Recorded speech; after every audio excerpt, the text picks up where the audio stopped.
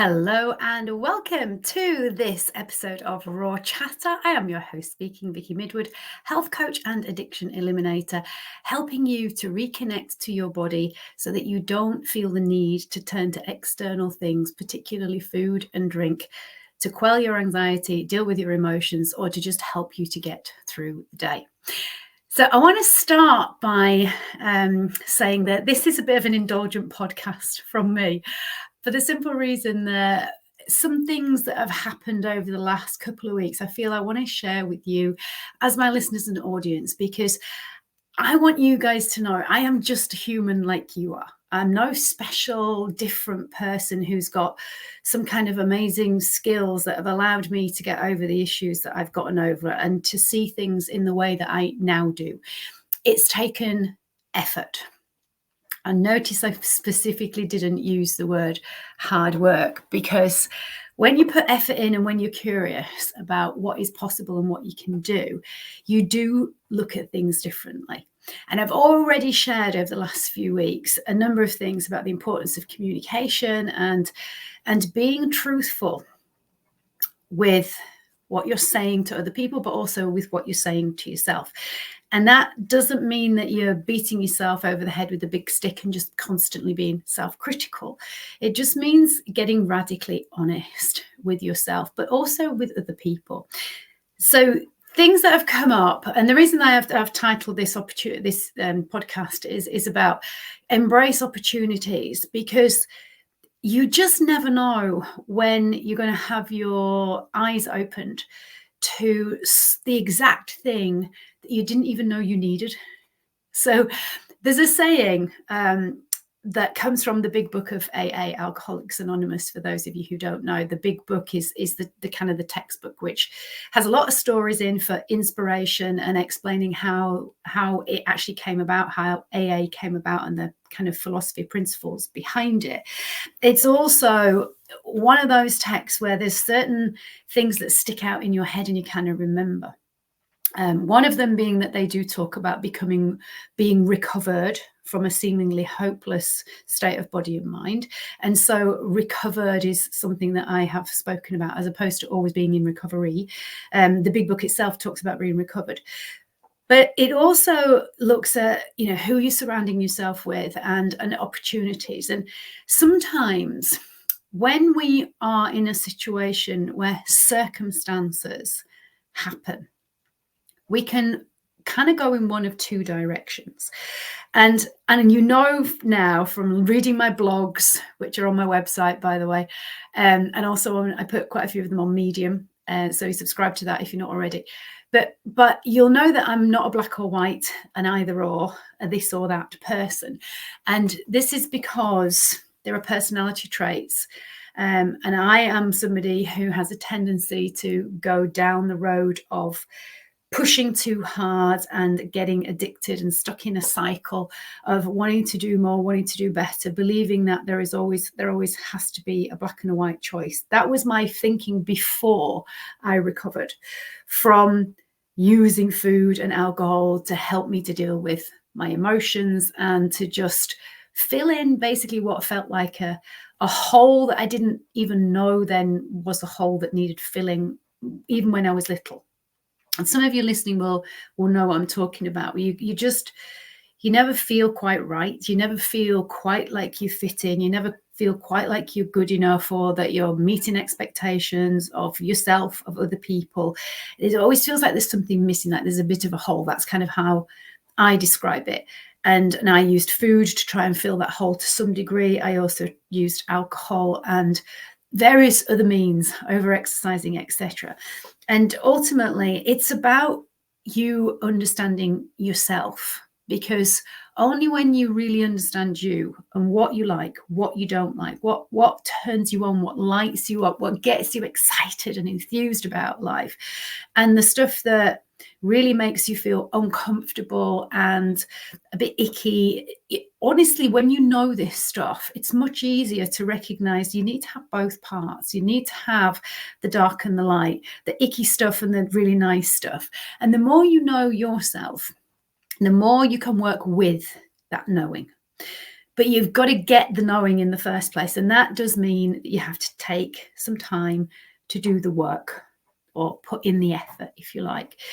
And so what's cropped up really this week is that circumstances have shifted, which means that I have had to change my routine in terms of me going to the gym and how I've structured my day. And actually, because of the change in circumstances, that I don't want to use the word forced upon me, but they occurred, right? And they weren't in my power. They were just something that happened. So there's a big issue with the gym that I'm a member of, with their plumbing and the whole toilets and sinks throughout the whole building. They've been having issues for over a month. And they've actually had to close the building down. What they thought was going to take a day has taken significantly longer. And because, shout out to Pure Gym, they are, fully aware that people still want to work out. You can use any gyms that are local to you instead of using this particular one. Now, I already have the membership that allows me to go to different gyms anyway, but I've rarely used it, except when I have been away from home on client VIP days, which is something that I absolutely love doing. But I always make sure, whether when I go on holiday or whether I book a weekend away, it doesn't matter how long I'm going away for, I do try and make sure where possible that there's either a hotel in the gym, or a hotel in the gym, a gym in the hotel, or that there is a gym nearby that you can go and kind of just pay a daily rate or whatever. As it happens, I am a member of Pure Gym, and one of their memberships allows you to move around so that if you're traveling, you can still use the facilities. So I've been using the Saffron Walden gym when I've been seeing clients up there, and it's a joy. It's very small in comparison to the gym that I'm used to in North Finchley. Very small indeed, but every single time you walk in there, it is spotless, it is tidy. There are no weights left willy-nilly. There are no benches left half up, half down. Everything is put back as people found it. And I believe that is how a gym should be, because there's nothing more intimidating than walking into an environment where you don't know whether somebody's at that bench, whether they're using the equipment that's strewn around on the floor, or whether they've just basically buggered off. And that has been the story at the North Finchley gym since I joined, which is now over a year ago. And so I have had the opportunity in the past to go to, obviously I said my membership allows me to go to different gyms local to me, and I haven't. Why? Well, because I never really had a reason to. I can walk to mine, so I don't have to get in the car. That's a big one for me. It's the time factor. And because I had a heart attack, one of the things that I try and do every single day is get in a minimum of 30 minutes, just steady state, just walking, especially if it's a day when a lot of my time has been spent doing Zoom calls face-to-face with clients. Is not something I do every single day. A lot of my client calls are online on Zoom. And so when you've got networking on Zoom and you've got client calls on Zoom, and then you're doing work in the business on a computer, it's a lot of sitting, which was a shock to my system when I made the shift from being more physical in my daily activities as a freelance fitness instructor and personal trainer, with my coaching being kind of my secondary business, to flipping it a full 180 degrees. So sitting down is not something that I'm great at, and I do have a standing desk, and I do often just walk around on my phone as I'm having calls, because I really don't like sitting that much. But I got into a pattern, and this is what we all do, of walking to the gym takes around, 12 minutes if I'm going a good pace, 15 minutes if I'm going a slower pace, or don't get stopped on the way. And then 15 minutes back, that's my 30 minutes. I do the class, usually a 30-minute class, occasionally a 45-minute one, or my own workout, which again is only 30 minutes. And that's it, job done.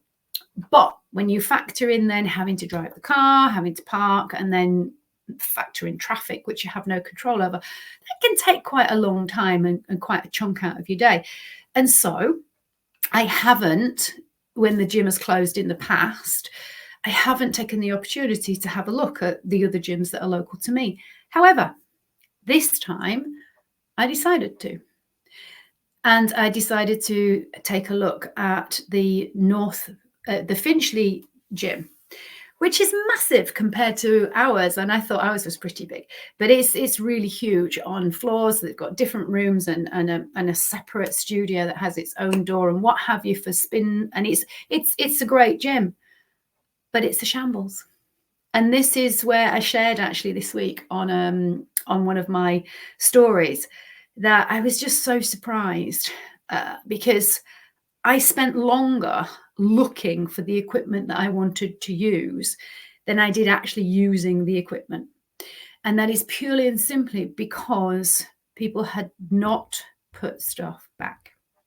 So I then decided, well, okay, so that's one in my local area, but also habit stacking. If I'm taking my daughter to work in Muswell Hill to get to work she starts at 6, so we get there a little bit early.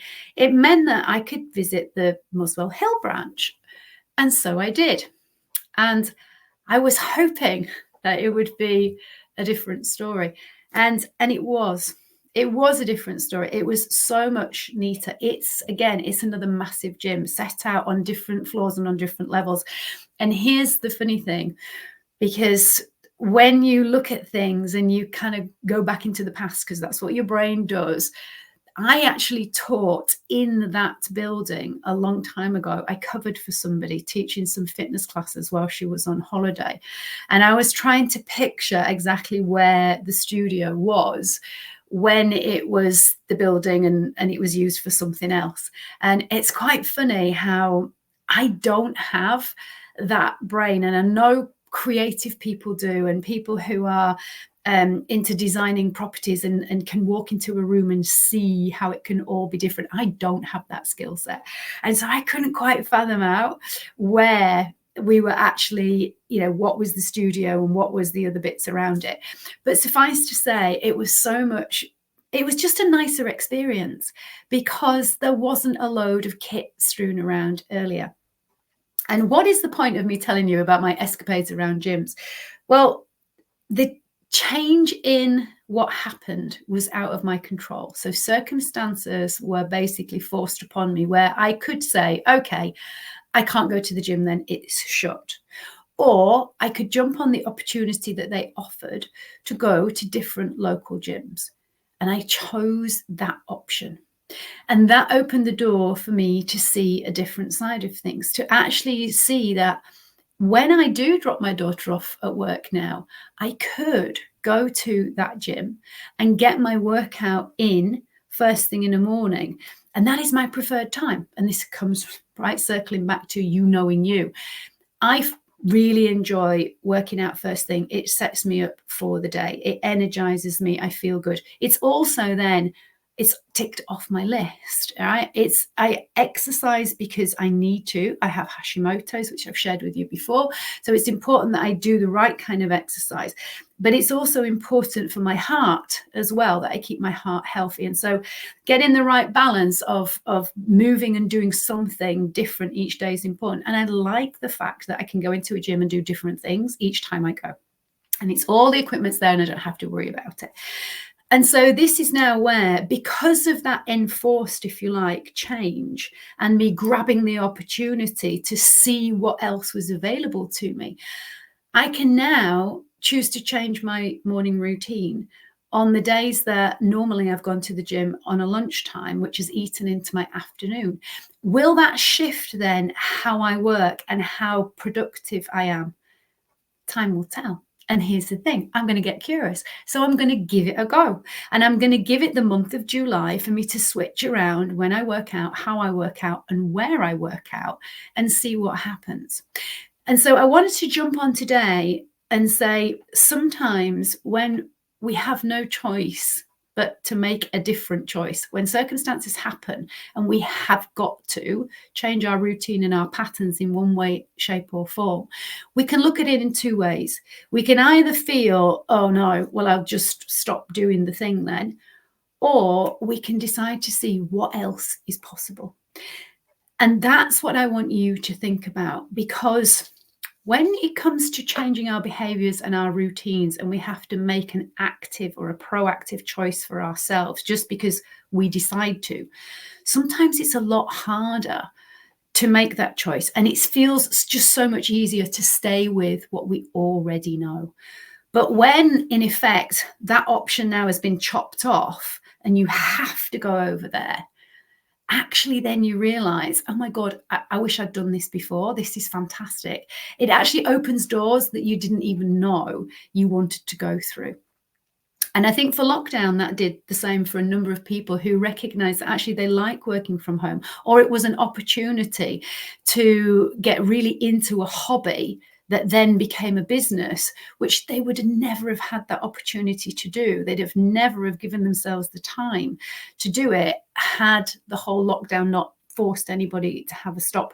Now, I know that for a lot of people, it was not great at all, and I'm not diminishing that in any way, shape, or form. Everybody's experience of it was different.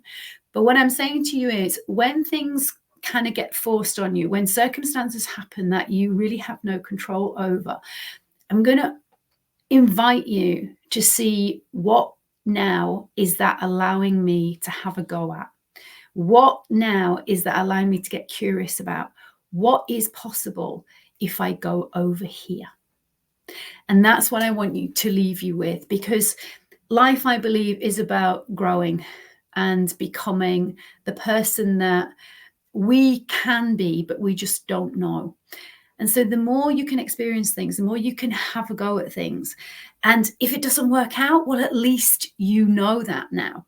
Whereas if you never know, because you never have a go, you're always going to be potentially not reaching your purpose or your potential, or just finding that actually there's a lot more in life that you could enjoy, but you didn't even know it was there. And so that's what I want to leave you with. Get curious. If circumstances change and your initial reaction is, oh my God, what am I going to do?